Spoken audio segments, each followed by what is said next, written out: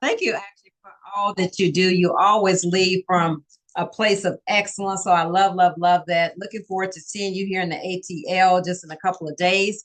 Ladies and gentlemen, as Miss Nikki stated, that we're not going to have you on here very long tonight. But one thing that I do, I know Friday night we actually we talked about what are some of the things that we was going to do in the white zone, some of the things we was going to do for as our homework and coming back and meet on tonight. So I just want to reiterate some of that. I want to talk about actually what we are going to do as a team because we spoke about we that we actually going to have a really, really coming out the box explosive week this week right here for the blue team for us legacy builders. So I want you to have a notepad and take some notes. And I want to talk about myself as well as us as a team and having an accountability partner because sometimes if you're just doing it yourself if you're just accountable to yourself sometimes you're like what, I get to that tomorrow. Okay, tomorrow I get to that the next day, right? And so sometimes on Friday we kind of just like what's up. But for me, I talked to Miss Nikki today. I did a lot of follow-up today. And we talked about this past Friday, we talked about, if you're not putting yourself out there, people don't know what it is that you have. And that's the God's honest truth. It was even for me, I have somebody that I don't a lot of time count it until it's the dotted line. A person who actually supposed to be coming on tonight, no later than tomorrow for us as a blue team, as a brand new life changer. But she's someone who I have been dripping on really since we came back. And honestly, each time she ignored me. She ignored me and never responded, honestly, to my voice clips, to my inboxes, none of that. But she always is all over my stuff.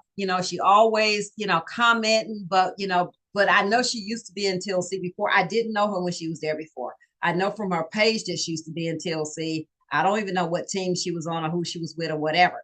But, she was always nice to me, always complimenting me and stuff. And so, so this actually, she came to me. She came to me yesterday and she said, slid in my inbox and she said, I'm interested and I'm ready. She said, but I want to win this time. It's exactly what she said to me. So a lot of times a person will go to a person when they slide their DM, they may ask them, I asked her because she said, what do you recommend I get started with? My question to her was, what is your budget? If money was not an object, I mean, if money is not a problem. What amount do you have that you actually can get started with? I said, we have a promotion right now. The $59.95 is actually, I can get it to you for free. That's actually way. But if money is not an issue, what can you comfortably, what can you stretch yourself to get started with? So a lot of time we'll jump up and say, oh, you know what, you can get started with 15-day challenge kit, or you can get started with one product. A lot of times you'll shoot yourself in the foot because they may have already, in their mind, they may say, I got $600. But when you done said you get started with just a NutriBurst or one product, they be like, wow, she let me off the hook or he let me off the hook. So I allow them to tell me, and based on what they say, I will customize a pack for them based on what they tell me, because she asked me what it is that you recommend that I get started with. That's when I said to her, I want to know, what is, if money is not a problem, how much do you have that you can actually invest and get started with? And so I want you all to practice it, because don't a lot of times just say, because sometimes you're afraid to tell that person, oh, $700. Oh, if they don't have, they're going to tell you. So I never start off with just one product. I never start off and say, you know what, you just really just get started with the NutriBurst. I allow them to tell me. And so another thing is this, I make it a practice. And I'm sure Mr. Scott does the exact same thing. So I'm not saying anything that I know he would not say to us as a team. And I make it a practice when I'm doing that, because I was doing a one-on-one session yesterday with a young lady on our team. And she said to me that, because I was going over because retention is very, very important. I said, okay, you got 4 people that got started on the 15th. Of these 4 people, I noticed all 4 of them, their SmartShip is due today. I said, that's 12 SmartShip that you're missing out on, because the reason why I said 12, because 4 of them, the four that I was talking about, all four was binary qualified. So that's 12 people. And so even if those 12 did a minimum of 40 points, that's 480 points. And I said to her, I said, because you gifted all four of the four and say, you know what, I'm going to pay for you to get started, but I'm going to allow you, they're going to get started with one bottle of Nutriverse. And I said, I don't count nobody's money. I can't tell a person what to do with their money, but I don't never ever, because I did this when we was brand new, when we was an amateur in this industry. You know, you're so excited. You like, you know what? I could just actually, you know what? I just go ahead and get you started with one product. I will pay for it. But I know it's most time, not all the time, but most time when a person has no skin in the game, being that the membership was waived, you paid for four people to get started with one product. They didn't pay anything. Now, when it's time for them to do a smart ship, they didn't invest anything. So to me, that's disrespectful to you because you paid your money. But you know what? I don't even know if that's disrespectful because again, they didn't invest anything. And so I don't make it a practice. Actually, I don't practice that at all. Now, years ago, yes, we did. Jay and I did it for two people, and then it came back to burners. And so, so I say, you know what? If it's important to them, they will come up with, even if it's coming up with the money for one product. If it's important enough for them, they will actually come up with the money. But if you actually hand feed them everything, they're not going to have it, and they're not going to put no effort towards it because they didn't invest and they didn't spend anything. And I know that's a little bit not what we was talking about, but I really want to say, this is a really, really big week for our team. We see what the purple team did last week. And so, like Mrs. Scott, our captain says, we love everybody. We actually won Legacy 2.0. We won Rebirth. And, and we want everybody to win, but we want to win too. And so, and honestly, that's true because a lady was telling me, she said, Sonia, I'm going to read to, I got all the volume I need on one side of my leg. And she said, but I think I'm just going to wait. I said, wait for what? I mean, you're sitting on people's money for their products. You got, you put it at the bottom. You got all, I mean, seriously, she got enough volume to be an exec on one side of her leg, but she was like, she going to wait. So, we don't hold like that, honestly, we just don't. With like, hey, because, people, you take them people money, you're going to put it towards a bill, put it towards something else.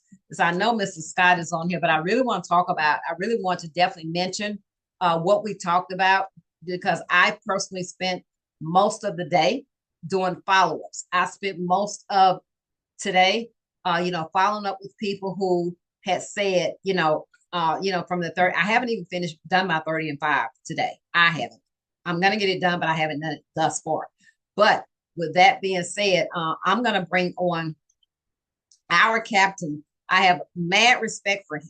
Jay and I both, we love him. I love how real he is. That was one of the first things before he even knew who I was, before he even knew who Jay was. We connected to him in, I think it was Smyrna. I think Miss Nick and I was talking about it. I think it was Smyrna. We connected to him at a meeting that he came to Atlanta. He used to come to Atlanta and do some meetings back in the day.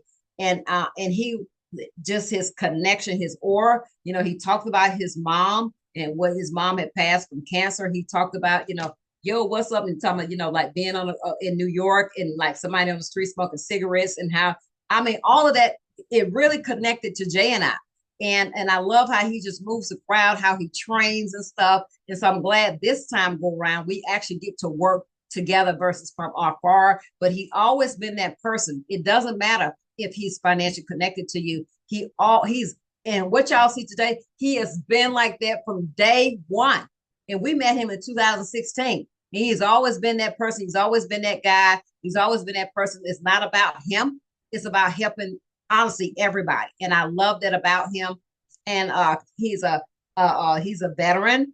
He's a 7-figure income earner. He's actually our captain. And I love how he just really get it, share with us from a place where he, that we really, really understand. From a place where he don't put like, like way up here, like you just can't relate to him. He's very relatable. I'm talking about none other than our Captain Mr. Jason L. Scott the first. Have you made it to the back line with us today? Yes, I'm absolutely here. Can you hear me? Can you see me? I can hear you. I don't know if I can see you, but I can sure hear you. Okay, good stuff. What about now? Okay, now I can see you. Okay. Excellent, excellent, excellent. Listen, you did a great job. I actually typed in the chat. I'm like, train, girl, because one thing I do know is you know your stuff.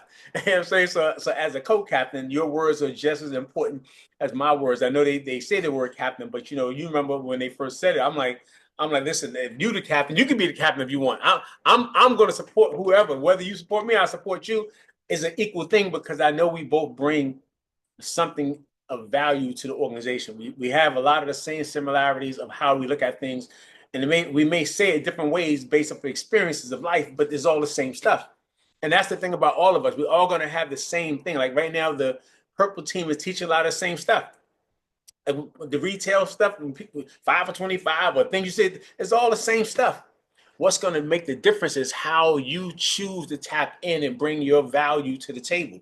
We can't just be here just to be here. It has to be something big in what we bring to the table. So she's talking about accountability partners and how she talks to people about customizing packages. All these things are important. They really are important. The accountability partner, the reason why we do that, and it's something that we hear about it, but a lot of times people get away from it because they don't really know exactly how to find one. But anybody can be an accountability partner of anybody else. But this thing about accountability partners, you can't be too negative, whiny, negative people talking negative stuff all the time. That's not accountability. That's not when you in this type of space. Your accountability partner has to be somebody that you both believe in the opportunity. You both believe in change for yourself. You both believe in growing.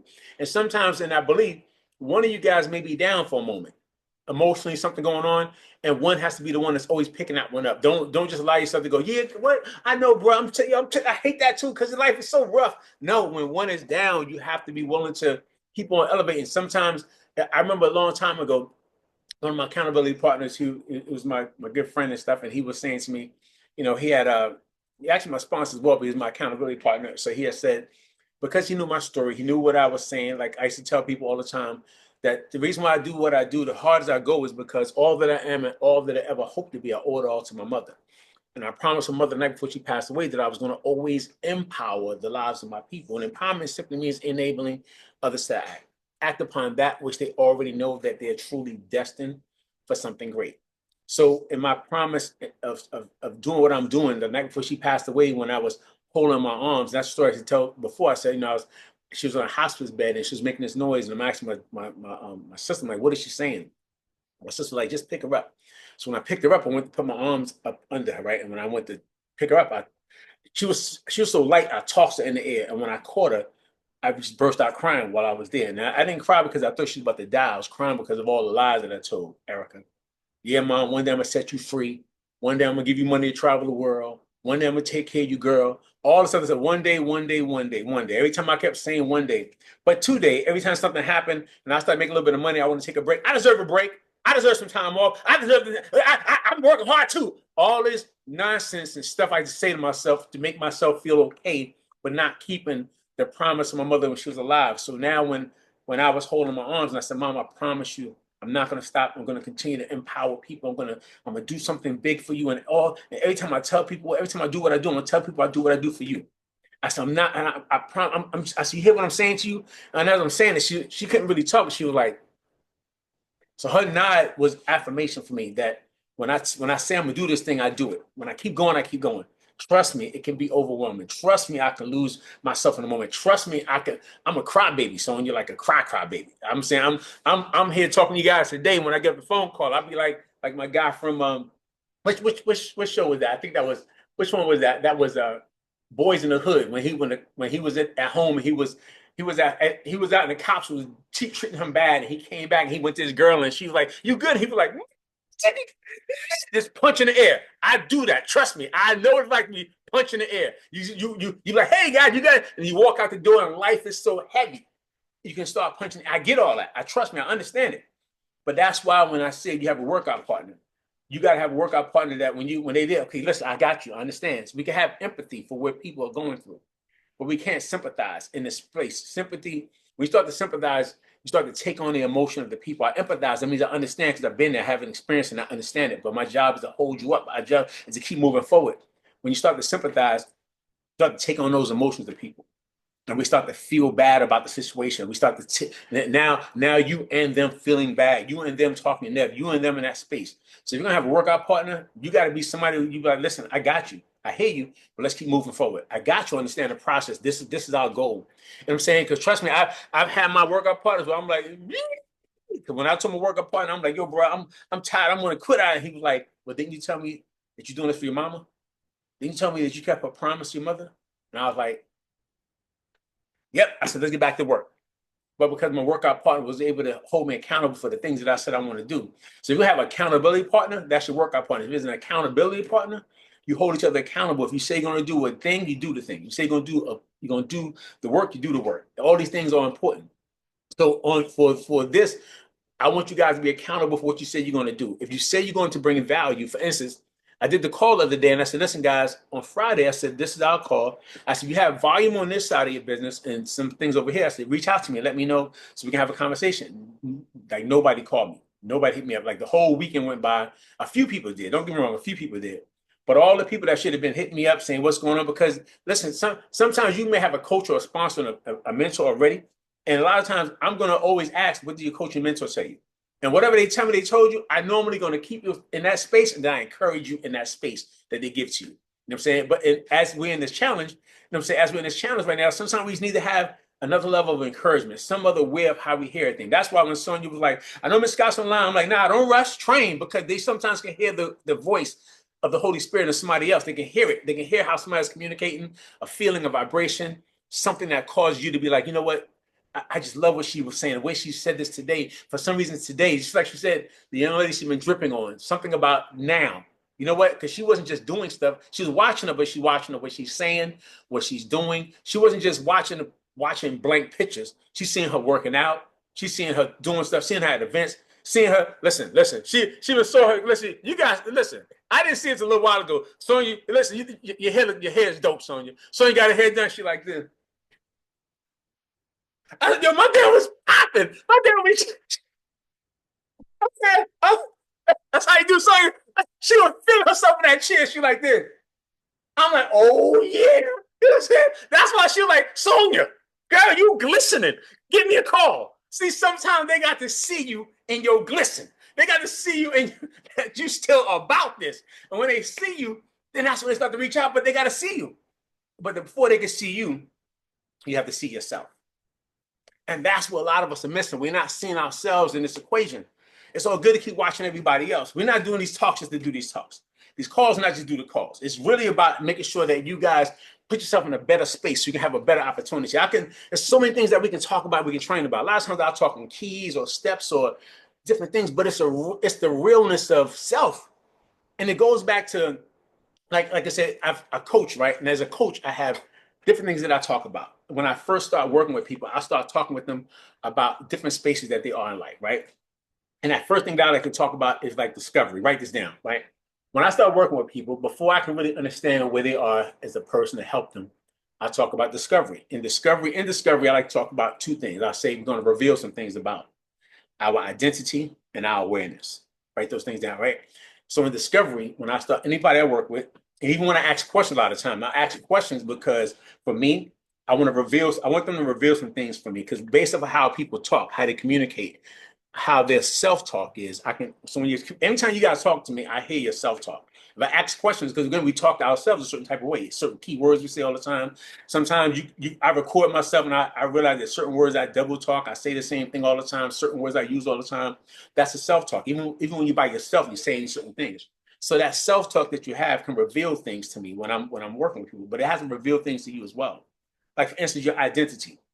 I'm gonna give it to you guys because I can go without even looking at anything, but I'm gonna show you guys what I'm talking about, guys. Because a lot of times I just go for stuff because I know. Because identity is basically is for you is what you claim for yourself, right? But let me see this. Let me show you guys. Definition of identity. All right. I mean, you do that. It got different things. It has like the fact of being who or what a person or thing is. He knows the identities of the bomber, right? It says the initiative created an identity between the city and the suburbs. Don't really get much of you asking for the definition. But then when it says like the true meaning of identity, it says our sense of who we are as individuals and as members of social groups. So your identity, a lot of times, it shows you like who you are, who you feel that you are, but also how you are in a social group. Like a lot of times by ourselves, we may feel out in the world, we know we are it. We know our family members know we know we it, whatever. You may feel that way as your identity. You have heard your teachers tell you things, people tell you things, somebody give you compliments, you feel some type of way, then you come inside this social group and you start seeing other people win. And you go from feeling like you're a champion. You go from feeling like you're this it girl, it guy. You feel you know it all. You feel you should be now. You start feeling you should be further along. Then when you start feeling you're further along, looking at everybody else move along at a faster pace, you start to feel diminished in your own identity. Maybe what am I doing wrong? Maybe it's not. But how come I'm not hitting my rank? How come I'm not getting a customer? How come everybody else? Now you went from being this person that your identity told you you're a champion. You felt that you this all-star. So now you let your identity rewrite itself because of the social group. But we have to be aware. That's what I said. The awareness. The awareness will allow you to check yourself. When you're aware of your, because the identity you have created everything. My identity has been created like yours from the projects in New York, from the Bronx, me even rewriting myself and creating a new identity when I went to the military. Now, back in the days, and again, I teach you stories because this is important because some of you guys can hear certain messages in this process. When I grew up in New York, I was always a person where I didn't like drama. I didn't like anything, and people used to bully me. They used to bully me, slap me in the back of my head, slap my. I used to be like, "I'm gonna get you one day. One day I'm gonna get you." People laughing and all this other stuff, right? But I used to take like martial arts, and I used to be, street fighting and things like this shadow boxing and stuff, right? And I would always be this person where I'm doing the stuff behind the scenes, but I didn't like no confrontation. And people used to bully me all the time, slapping me and doing stuff, always just doing all type of crazy stuff, right? And I remember like between like I was like in junior high school, running all the time from different people, trying to escape different people, knowing that I could fight, but I just didn't like to fight. Didn't like no. I could fight a little bit in my mindset, but I didn't really want no fight, no confrontation. So I remember I remember like I used to buy things at wholesale, sell at retail on the streets of New York. I remember ninth grade. That was the last year that I let people bully me. All right, and they would say anything. I'm coming out of school. I'm walking a group of guys. They all walking. Somebody slapping the back of my neck. I'm like, I'm gonna get you. And I'm walking off, and everybody trying to kick at me and other stuff like that. I'm like, all right, all right. But as I'm walking off and stuff, I'm thinking to myself, I'm gonna get these guys one day. One day. But I was still letting people bully me. But the funny thing is about them bullying me, something about when you mess with somebody else in my family, all that stuff would change inside of me. It was something that would change. So I knew I had a side of me that even though I'll let you bully me, but if you do something to somebody in my family, I would want to take action and I would want to step up to protect. But I remember when I was between ninth grade and 10th grade, I was selling some things on the streets. And as I was selling some stuff, I put, when you in the street, you put a blanket down and then you would put your wares out, whatever you're going to sell on a blanket. And people come by and say, let me get that, let me get this, let me get that. So I remember this guy was walking by. There was a couple of guys walking by. And when one of them walked by, they just kicked my stuff. When he kicked it, I'm like, yo, what you do that for? And this real tall guy come running back at me. He was like, yeah, like that. And without, because I always, like I said, I was taking martial arts. I'm always street fighting, doing like flat box with my friends and everything else. So I knew my hands was really fast. So when he came to me, I was like, Sonya, I was like, and then I was when you playing, you always like you make these, you watch your martial arts moves, you like, yeah, doing all this other stuff, right? So when the guy came, Corey, I was like, and I looked up, this joker laid on the ground. Everybody's like, yo, look what Shorty did. Oh, then I look at his friend and friend like, no. I'm like, I'm like, but on the same time, I'm looking up, I'm like this. Now my head blowing.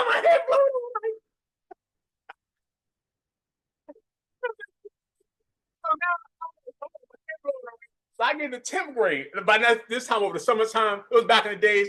Like some of you guys don't know about such a thing because it ain't your thing. I was born in the 1900s. We used to wear like rings that would have your name on it and stuff. So I got my rings with name. We used to wear these big chains It'll have your name on it and stuff. I have these big buckles with your name on it. So I got, over the summertime, I got buckles. I got my nameplate. You can get them in gold or silver. I got rings. I got my Kango hat. Now I'm coming back to school, 10th grade. I didn't create this whole identity. That one knockout, all of a sudden I'm the knockout king, right? So I go back to school. I see the same bully in class. Now he see my chain. He like, yeah, I'm gonna take that. I'm like, this.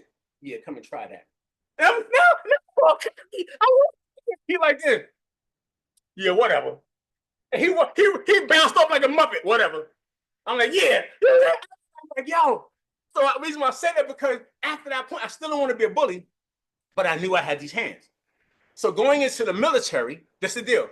I was still a person who liked to read comic books, play games, skateboard, roller skate, fish, all this other stuff. Didn't like no drama and problems because these cats, I used to see them doing too much drama in the streets. When I went to the military, and I was on the bus, was headed to I forgot the station that you called when you first leave. And so as to go to process me, I was sitting next to the other guy from Brooklyn. And he was like, I was like, what's your name? He told me his name. He was like, what's your name? Out of the thin air, I'm like, Chaos. Yeah, they call me. Nobody never called me no daggone Chaos. But I'm like, people in the hood, we name ourselves most of the time. Nobody give you a name. You come out the street, out the house one day, and somebody says, what's your name? You say it. So I'm like, yeah, Chaos. They call me Chaos because I'm about that life. I'm just making it up on top of my head. Now I go into the Army. I'm this whole thug person, all this person that I know I didn't like to be that person, but I'm this person. Now, for years, people knew me as that person, but I created this identity in myself, but also attached to that name, all hell used to break loose all the time, Sonia. Every time I turn around, something going on. I mean, all types of things. I can't even get into it right now in the call, but all types of things. I'm like, and then it wasn't until like years later where I realized that a name, the words you speak, can cause certain things to happen. And I was like, you know what? I'm going to drop that. I'm not going to use that name anymore. To this day, people still, they'll call me, they may call me K. A few people say Chaos, spelled with a K. But I remember, again, this is a story, because I had to reinvent myself to be the person in that moment. So I remember the same thing. One day, I was starting to do this network marketing thing. And I went to the event, and people were like, hey, how you doing? And I was like, what's your name? I'm like, Jason L. Scott the first. And that was the very first time I went to one of these events. The first time somebody asked me what my name was, in that moment, you know why? Because I'm an introverted person by nature, Erica. Introverted doesn't mean I can't speak. I just rather not be amongst a lot of people talking all the time. But I learned that when I created Jason L. Scott the first, he was the one that can walk up, be this leader, be this authoritative person, all this other stuff. So I let him be that person, but not the chaos person, the person that speaks in articulate tones. The reason why I'm giving that to you guys, because I need you guys today. If you're going to be the leader that you say you're going to be, you have to reinvent yourself today. Don't keep saying you're going to be this champion. Don't keep saying you're going to be this person. Today is the day that I don't care whatever it is. If you're going to be this master salesperson, then be that. You can be masterful at it, be masterful at it. Because our business depends on it. Our families depend on it. They depend on us rewriting that identity, the self of yourself. Well, I don't know. I'm a little nervous. I'm a little fearful. Change it. I know it's just normally been my past. Normally, let me tell you what happened in my past. In my past, everybody has that in the past, but your future looks promising. You keep allowing your past to dictate your present. You're going to be a same replication of the same thing. I talk about that when I talk about it in this way, right? I wasn't going here with this, but it's still the same thing. All right, before we actually make sure you guys, we see to check the time, understand some concepts when it comes to getting some sales done today. All right, but I talk about it in this way, and I have. When I do my events and our sessions, right, I talk about the same thing you guys see here, which is I actually have this here myself, right? That's why I got this here. It's like the infinity loop. And I say in that infinity loop, you have, let me see something here. Let me see this one, come on here. I'm not going to do this one over here. There we go. All right, you have your present, you have your future, and you have your past. Now, and how I look at this thing, right now, this is where we are right now. We're right here in this space right here in the present. But many of us, the reason why we can't move forward, even though we keep saying, I'm going to be a champion, we keep saying, I'm going to be this person, I'm going to be this person in the future. What we're doing is right here in the present, we say, and I'm gonna be a director. But but before, every time I tell somebody, they tell me no, and I don't even know how I can feel. I'm gonna be a champion, but I don't know, because every time I get up in the morning, somebody tell me something negative, it makes you feel something. I'm gonna be this car. So you're so busy focusing on the past that your present is a representation of everything that's happened. The fact that you failed over here before in the past, you keep living this in the future. So 2021 gonna be my year. You keep thinking about the same thing you did in 2020. 2022 me year, focusing on everything that was negative in 2021. 2025 me my year, so focusing on everything 2024, everything. You stay in this damn place right here, right? So instead of you moving forward and getting out of this, instead of you staying in the same situation, that's why your present keeps being a representation of your past. So therefore, because the present is now, and this is your future is right in 3 seconds. Now we caught up. But your future is here. So if your future is going to be here, you're going to have to get out of this space right here. You have to say to yourself, you say you're going to be a champion, and you know that your future is attached to that. You got to go for it. Even though I know you understand the past, you understand that you've been at, but you in your present, you be aware of your identity. You'll be aware of who you've created yourself to be. That you're going to be this champion, that I'm a 6-figure income earner, I'm a 7-figure income earner. I know that I've learned some things in the past, but I'm not going to let that stop me, so I can be able to have a great future. And then my future looks bright and bleak, because everything that my mother and my father has taught me, and every bad thing that happened didn't happen to me, but happened for me, so that my future. So if you want your future to be better, you have to focus on where you are right now and be present. And yeah, I know we have the past, but we don't make our situation any worse than what it is. We make it better. We can't keep letting ourselves stay where we were. You say you want this thing to happen, it's going to have to be something different for you right now. You're going to have to be able to recreate that new identity, or lock into the identity of the person that you say you are, and be aware of what's holding you back. Be aware of what's stopping you from moving forward. And that awareness, when you self-check yourself, right, you get yourself up. That's why sometimes you need an accountability partner. So when you're aware of it, the accountability partner, you say you're going to do 5, you and your accountability, something happens. That, like when you saw us having the results, right? When I was working with AB and of course other people, what would happen is we would get on the call, and we would just be like this on the call. We would just be here, everybody's on Zoom, and we just making phone calls. We're not even talking, just here, just because you know somebody else is there. Everybody can see each other. Everybody's muted. It's just fair. What we're doing also with our team for years, we'll have a time that everybody get on a phone call, and I will have a slot here, and I'll be like, if you got one customer or one person that was invited to the call, just say chat one, or open your mic and say one. Somebody say, they'd be like, I got one. Then all of a sudden, I got Sonya here. Sonya got one.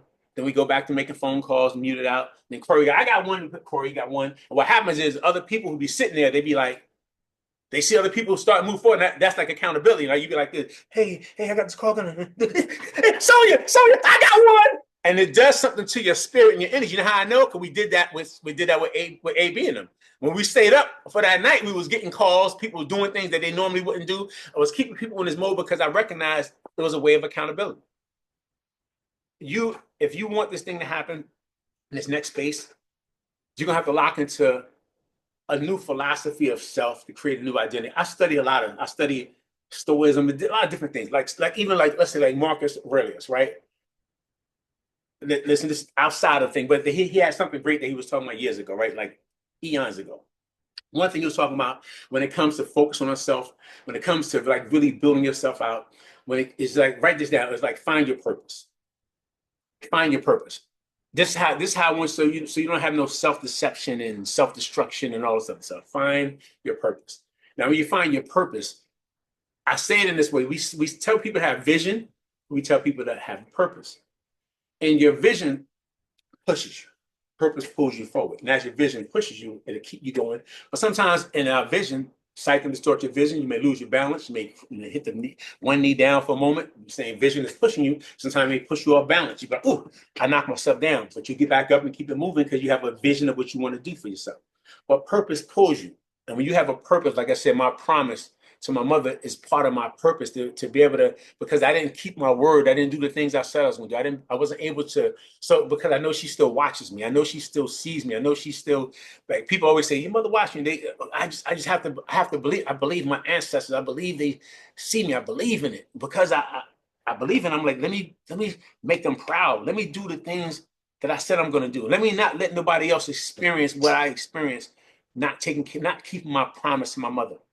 So you got to find your purpose, whatever your purpose is going to be, so that it pulls you forward. Even when you keep wanting to stay here in the past and tell me what happened, what used to be. Everybody did me wrong in the past, and so therefore I can't even look at my future, right? Because I understand it is what it is. But everybody's not like that. So we got to be looking forward. I know people told you no in the past, but they told you no basically who your identity was before, because you was a person who was always doubtful, not believing, that wasn't sure, was uncertain. Now you know. You know who you are. You know whose you are. You know it. And once you start to know it, something happens in your knowing. We always tell people you're going to bend the universe to your will, but it's your will be done. Your will. God gives us ability to operate in our own free will. God's will be done. Yeah, his will is the fact that you know the thing. What you do with the thing is of your own free will. So the question is, will you or won't you? So you got to find your purpose. Number 2 is count on yourself. You got to count on yourself. I know we like to look for people to always help us. Trust me. And this stuff, when it comes to this, people hear about binary. People, nobody helped me. Nobody doing this for me. Nobody this right here. You got to count on yourself. I know we love to wait for everybody to give us, what's going on, man? Get some chips? Okay, go ahead. All right. So as we in this space right now, guys, you have to count on yourself.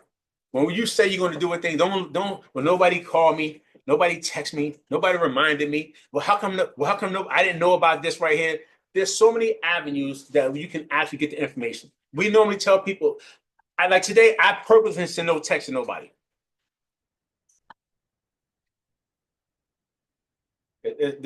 I tell you, listen, see, I actually got to find your purpose. This is one of my grandson, right? It's one of my grandson. I'm saying, hey, let me let you see right here. See, these are all the people who see you right now. Your papa getting it in, son. Your papa getting it in. All right, I'll talk to you later. All right, thanks. So the thing is, guys, in your space and what you got going on, you have to make sure that you learn to count on yourself. And I know, listen, I know we want everybody to help us, all this other stuff. I get it. Trust me, I get it. We want everybody, but we got to count on ourselves. We can't look for nobody to do it for us. You know what I'm saying? When you recognize, guys, that it's all up to us. And again, I tell you, I listen to a lot of different things, and I listen to something Tony Robbins was saying, because like I said, I went through his program for learning, for coaching and things like that. It's like I think it's like $8,000-9,000, something like that, when I did it years ago, whatever. But I still study a lot of what he talks about, the way he looks at things, the way he sees things. That's why I ask a lot of questions the way I ask, because I've learned some things from him to be able to identify certain things inside of people, so I can help them. Because in coaching is really asking questions. Mentorship is me giving you things off my experience. Coaching is asking questions, because inside of each person, they already have the answer. But it's teaching people to exercise and find the answers inside of themselves. Sometimes as a partner, we'll work around shaping some things or shifting some things and realigning how you look at a thing. But it's already inside you. So when he was saying on one of the videos I listened to, he's like, yeah, he said, count on yourself, depend on yourself, man. That's when I started thinking about Marcus Aurelius and the fact that I talked about this at times in the past. I'm like, that's one of the things he was talking about when they talk about how you got to go through your own day. And so I'm like, you know what? Count on yourself. So I need you guys, don't keep looking at who's going to, my cousins ain't supporting me. My friends, listen, if you own a McDonald's, you didn't start McDonald's because your cousins are going to be coming here. You're going to get 1 billion sold because your cousins coming. Your cousins don't come into your McDonald's. It don't matter. You're still going to run the McDonald's. So don't tell me, well, I got my cousin, I'm going to quit because my 2 cousins said it don't work. Well, you buy other people's opinions, you buy their lifestyle. The same cousin that when you told them, listen, I'm about to be big in this TLC thing, they like to, Sierra told me she going to be big, y'all. She knows she's gonna be a millionaire. Girl, you know our family don't come from no money. Millionaire. Miss Sierra, millionaire Sierra miss y'all. Sierra miss. That same cousin sitting there flicking ashes all on you. Flicking ashes. You know what I'm saying? The same cousin told you you wasn't gonna be nobody. They told you it ain't gonna work. And you be like, you know what? That's why I like talking to you, cousin. You keep my head on straight. Let me take my butt on back to work. Tell me something. I'm gonna be a millionaire. Yeah, whatever. Stop listening to your daggone cousins and count on yourself. Stop listen to all these negative people and count on yourself. Number three is show up every day. Show up every day. Show up every day. Every day. If it's on your calendar, show up for that. If it's on your calendar to do the thing, show up for that. If you're going to put 2 hours a day, you want to go to work, show up for that. If you say you're going to do certain things, you got to show up. You can't keep saying you're going to do it and then you disappear. You have to show up every day. Have your daily method of operation that you're going to do, the things you're going to do to continue having success. You guys out? Okay. All right. So it's important, guys, that you really focus on these things on a daily basis. Show up every day. Take your daily actions that you want to do. Number 4 is practice voluntary hardships. Write that down. Practice voluntary hardships. And this is kind of how you learn to build self-discipline. That's it. Like I said, something I was reading from Marcus Aurelius years ago, how to build self-discipline. When it says practice voluntary hardships, it kind of puts you into this space where you stop always expecting for everybody to do something, do a favor for you. You have to, like we always want everything to be just right. We want everything to be the way we want it to be. We if it don't work in our favor, we think that the world is against us, people against us, all this other stuff. Sometimes you got to practice that voluntary hardship. Trust me, even us right now. Even it may not be what you're thinking it is, but let's say when they said, listen, you guys the captain and the co-captain. Now we got life, we got business, we got family, we got a lot of stuff going on. I can like, nah, I got no time for this, man. I can't coach nobody else. My own numbers got to get up. My own team got to get up. My numbers got to flow. I got to get this thing. I can't do it right now. Because trust me, when he first like tag you it, the first thing I'm like on the outside, I'm like this, right. On the inside, I'm like, yo, I got too much going on right now. What are you talking about, you captain? You know what I'm saying? What are you talking about? That's self-talk to self, right? But that's on the inside. Outside, I'm like, right. Yeah.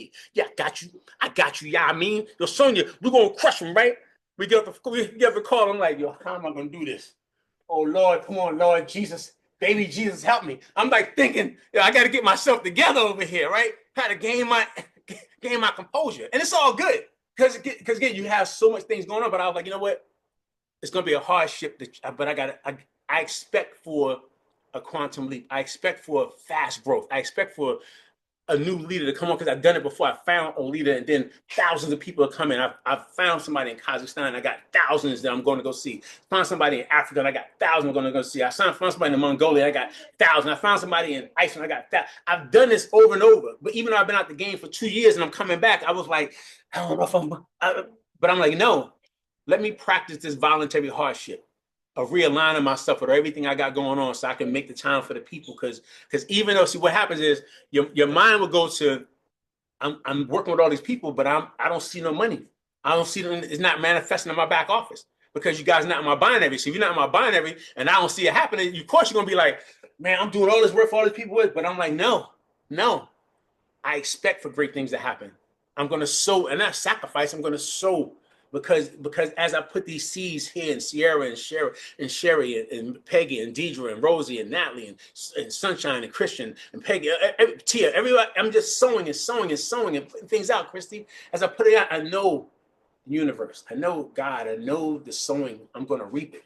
So I may not see the numbers numerically in my back office, but that's letting your sight distort your vision that you have for the people that you have for the future. Your power and your purpose that you have on the inside.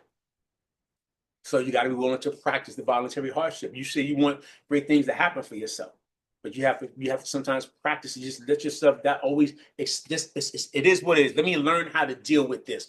So when I get somebody in my organization, when it comes up for them, I know how to deal with it. Something Twyla said yesterday on the call. She said, listen, it's very rare that somebody can say something that I have never heard before. I've either coached somebody through it, mentor somebody through it, or somebody in their team has done it. I've worked with tens of thousands of people over the last 30 years of doing this. I've literally, through my personal organization, had over 100,000, I'm talking numerically over 100,000 people in all the different companies and things that I've done. Well over 100,000 people that was in my from me extended out over the years or something. So I've had to have conversations, trainings, talking, because our business is, even if it's being a product of the product, our business is also people. Our business is not just the products, our business is people, because people are the products. And when you understand how to work with people, how to listen to people, how to get fast when people start saying certain things. You can kind of catch certain things pretty quickly. It takes time. But I've been through so many things that when people tell me a thing, you wouldn't understand. Yeah, okay. Most stuff you talking about, I'm not teaching theory when I'm mentoring you. It's because I've been through that. I've been through the ups, the downs, the losing it all, winning back. I've been from the nothing, foreclosure, the bankruptcy. I've been from that. I've been to the $150,000 a month income. I've been to this stuff. So I know what can happen when I know anything in between. But you have to be willing to. I know some people already feel they got hardships, and therefore you ain't got to practice it because you already feel like you live in it. You feel like you live in it already. So when somebody say pray like practice, I'm already living it. It's all good that you live in it. Trust me, I get it. I understand. I understand. But you still got to allow yourself to. Your situation is what it is. Don't make it any worse than what it is. Only make it better. All right. You got to get out your comfort zone. That's your hardship. Get out of it. The voluntary hardship. Get that nervousness, that tension.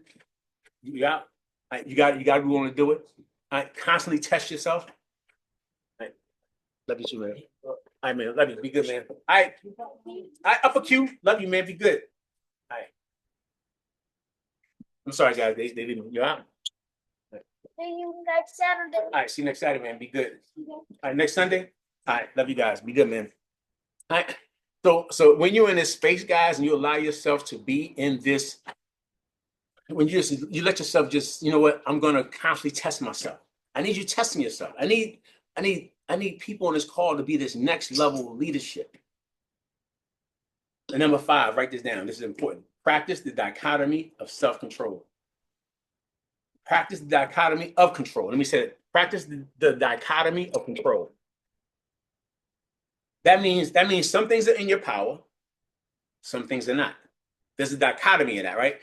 You got to practice it. Some things are in your power, some things are not.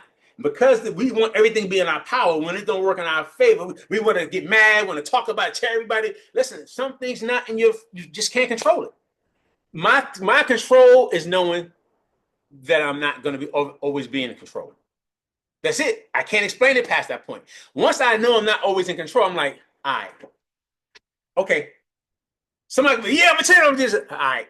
Because this person out of control, I gotta be in control of self. Whatever they do, however they got, I'm not gonna let them take me further, deeper, down. You know what? I get red. I tell some people that's the identity. They tell everybody, I'm the type of person I get red when somebody tell me that. I'm the type of person when I'm like, don't be that person. Just choose to be like that was one of my youngest sons, right, who was leaving with my grandson, right? Now when he was a baby, Sonia, when he was little, right? My daughter, she came downstairs and he was like little, with still little thing on his navel and stuff, right? I'm saying for biblical, she came downstairs and she was like, and she was always like, she was young, she's always like feisty. She was a little feisty. So my daughter was like, she just cracked me up. So she come downstairs, she got the baby upstairs, she come downstairs, she's like, take this old crying baby. I'm like, what? What are you talking about? Then she walked all right. She's like, and I took that black thing on his navel too. I'm like, what? What are you talking about? You pulling the biblical? Yeah, talking about? You know what I'm saying? Now, the thing is, I just saw that back in the day, she used to be so nasty and ornery and mean all the time when she was a kid. I don't even know where it come from. But as she got older, I always talked about, listen, you gotta control yourself. Practice some control. So nowadays she be like, I see how my kids, they so loving to each other. They spend time the way friends spend time. They do so much stuff because I was always teaching them. Because at first, like, I don't want them around. I'm like, no, got to practice this control. Some things, but he's always, I know how he is.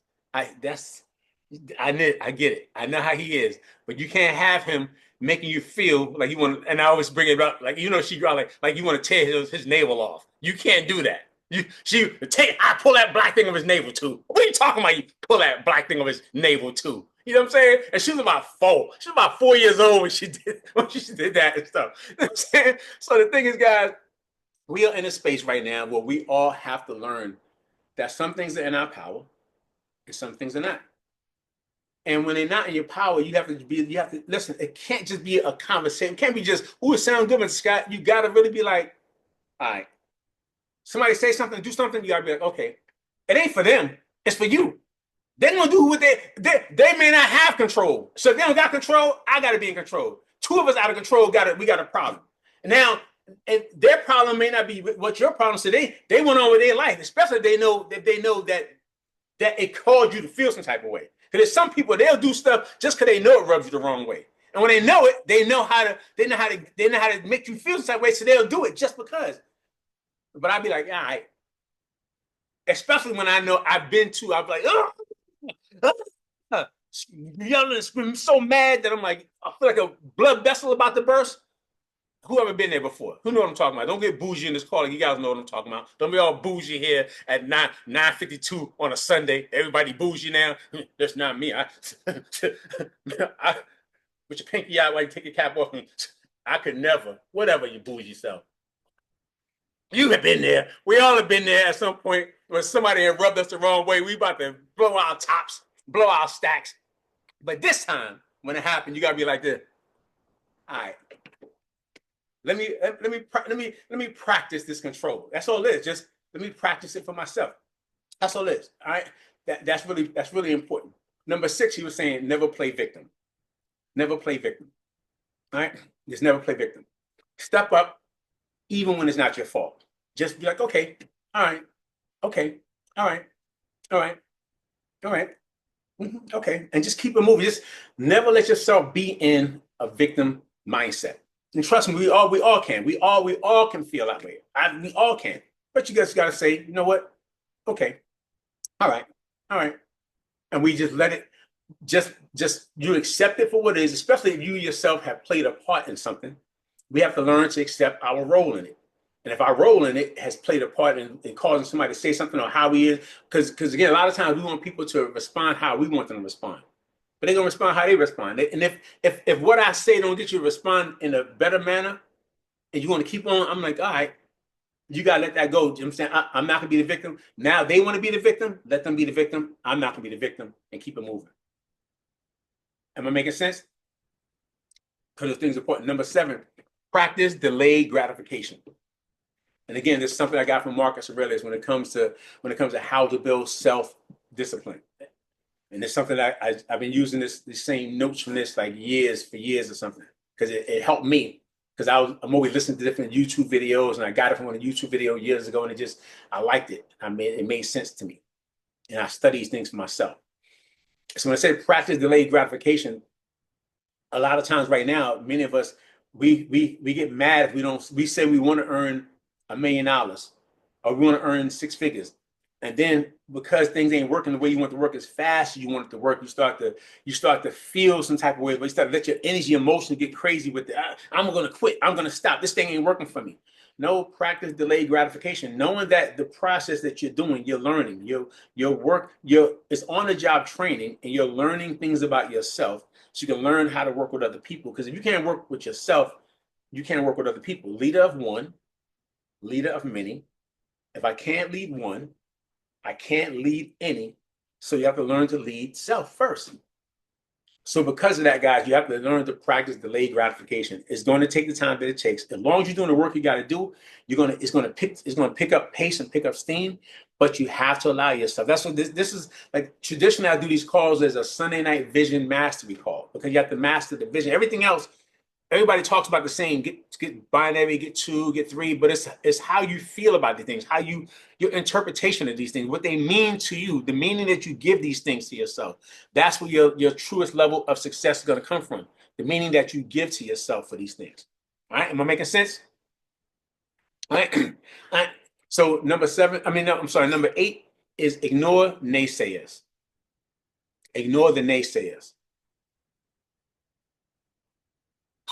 The ones who don't believe in you, the ones who telling you it ain't gonna work, the ones we covered that already. Just ignore them and keep it moving. All right. Number 9 is find people to emulate. And again, this is how you build self-discipline.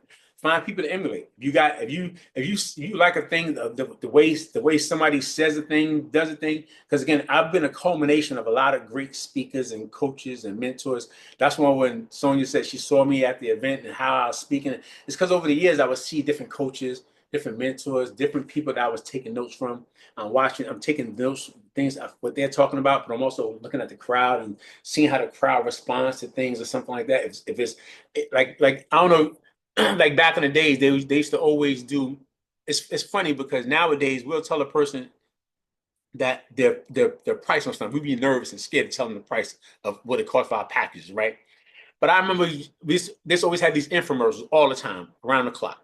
And the infomercial would tell people to come to these different events at a hotel someplace. And you go to the event at the hotel. And they're going to talk about real estate or business or whatever they're going to talk about. And when they're done, they be like, you go to the back of it right now, it's $10,000. And people be rushing to the back. Listen, they be running to the back to pay something for $10,000 all the time.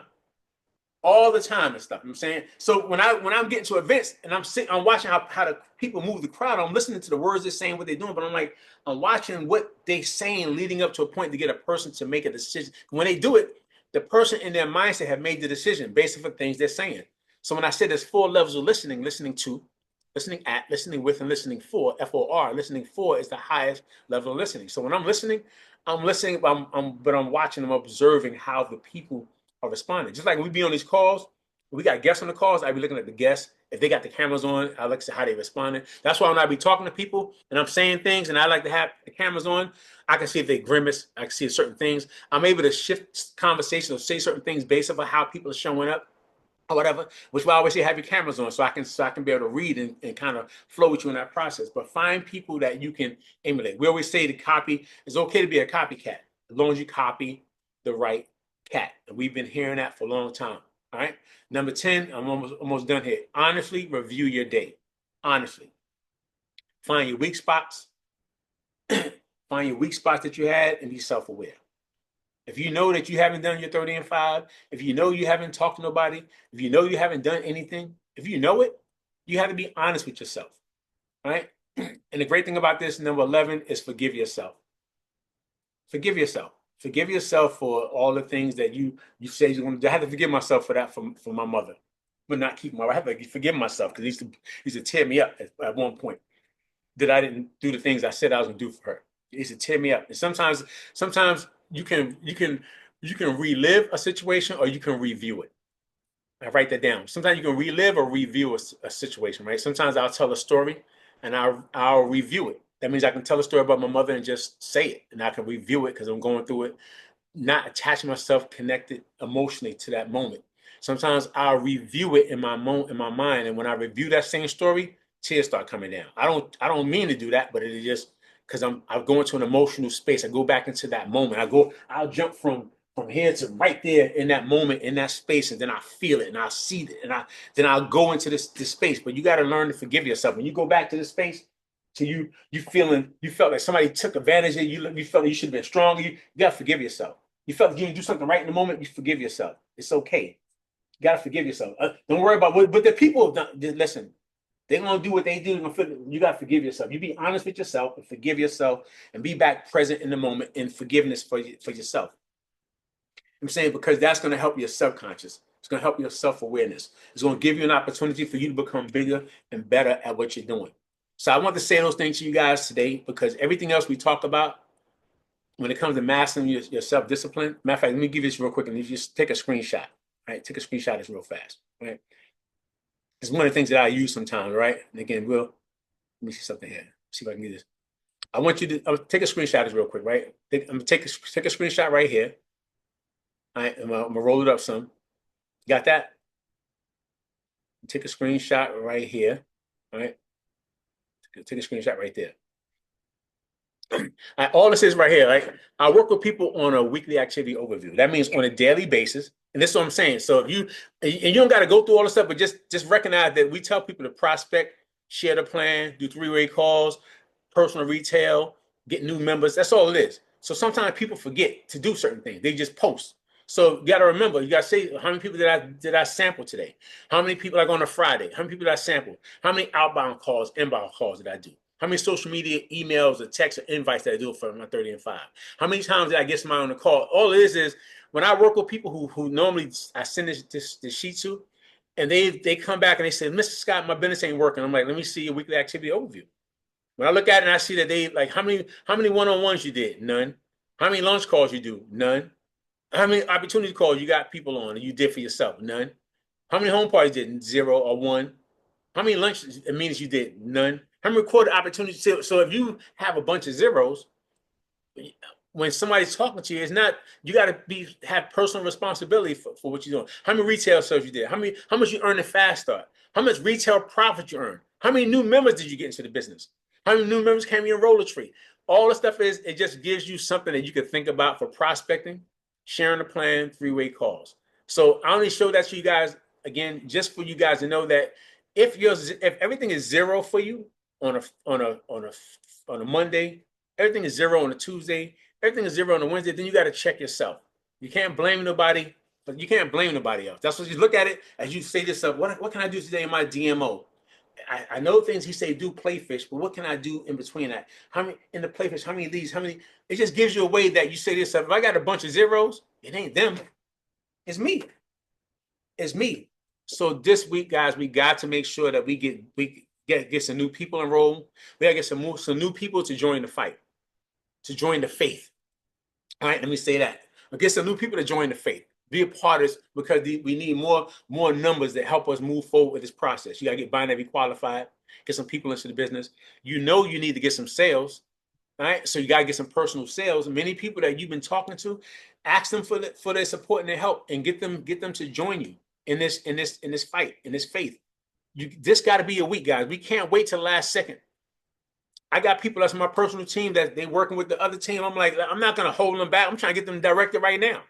You got me? That's they watch they on the other calls, but I'm all good. It's great. Learn some skill sets and bring them back over here when it's time to come back over here.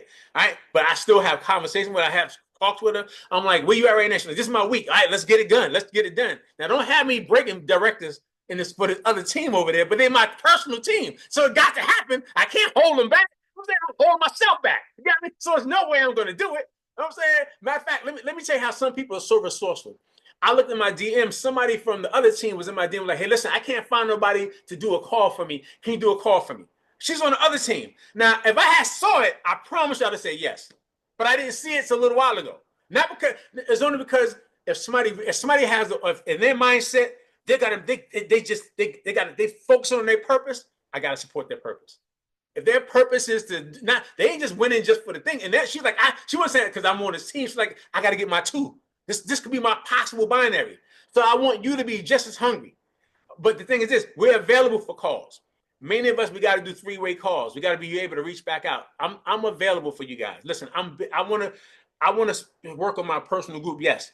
But you guys on this call, I want to be available for you. So if you need me to talk to some people for you, talk to somebody for you. Listen, you got to put somebody through the information, and the 3-way callers after they've evaluated the information. Don't call me and say, I got one, Mr. Scott, tell them about the business. It ain't happening. You know what I'm saying? I may talk and say, listen, there's a call coming up in this much time. Get on that right there. Or we got the other call, that link that we got where people can be exposed in 15 minutes from now or something like that. We got tools that people don't know of that you can actually use. I'll give them that stuff. Then I may answer some questions, but don't do a 3-way expecting me to sell your person with a magic word. But after they have evaluated the information, to help you get your 2, to help you get another person, to help you get this thing done, to help you close out, I will. Sonia, you have any last things you want to be able to share before we're done on the call tonight?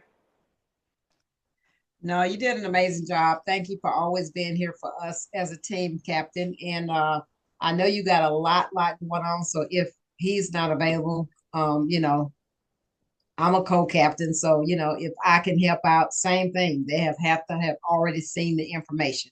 I'm available for calls, but they have to already see something themselves, not for me to get on there and do no presentation for you first. Good stuff. Thank you so much for that right there. I appreciate the young lady. Coach AB, anything you want to share? I do. I was going to say, nope. Everybody, let's focus on the fitness. I can only say it because I'm doing it. Okay. The 5 pillars, like what I talked about the team today, us being integrous with everything that we have. So we talk about faith, family, fitness, finance. Like, let's just show the fitness part too. I was trying not to be on my phone, Captain, but someone said, send me your link. Like, I'm only saying it because these posts are working. So yeah, Let's do that. That's all. Well, I appreciate you as well. So, guys, listen, this has been our Sunday night Vision Mastery call. Of course, it's our team call, but this is important. That okay, there. I was looking for Miss Nikki. There she go. I see her right now. I didn't see. I'm looking for your picture, Miss Nikki. Any last thing you want to be able to share before we done, young lady? Actually, no, it was an amazing training. Just making sure that we understand that this business is psychological, right? It's psychological first. They say it's psychological, numerical, and duplicatable, but psychological is first. And once we get out of our own heads and get out of our own way and just start to think like champions think and move like champions move, that's the only way that we'll see a shift in our business and in our life, right, and in our finances and in our fitness and in our everything, right, in our family, all that stuff, right? So great training. I have nothing else to add, and I will turn the call back over to you. Thank you so much. Thank you so much, young lady. And last thing I'm gonna tell you guys again, everybody, you guys have access to me inside of the eighth sanctuary.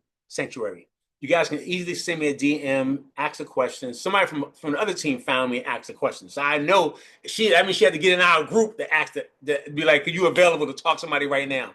If somebody outside the group can find me, I need you guys to find me. If you got volume on one side, you got some people on the other side, but your numbers are not flowing right now because everybody should be a third of the way towards their goal so far for the week. If you're not, don't be afraid to reach out to me. You guys know I like to pop on and show things and show because something about somebody, even though I can show you somebody else or something. Sometimes when people just see their own the way theirs look, a light bulb comes on. So let me help you. Let me help that light bulb come on, guys. And sometimes it doesn't have to be a long call. It can just be a quick, just touch and agree on something, and that can take you to another level. We just know whatever I got to do, I'm going to be here. I promise you I will, because my mother taught me to. I love you, I do. I love you, I promise you I do, because my mother taught me to. So always remember, guys, given a sum total of all your decisions, you cannot change who you are, but given new life, new vision, new unity, you can change who you become. So with that, not tomorrow, but like right now, go out here and live your dreams. Let's all just become. You guys have a great and amazing new you. Open your mics and say good night, everybody. Good Good night, night, Good everybody. everybody. night. It was Good night, Good everyone. thank you. night. Good And night. everyone. My number Bye. is right there in the Good night, everybody. And Nikki's number's in the chat. I was in the Pirates as a kid.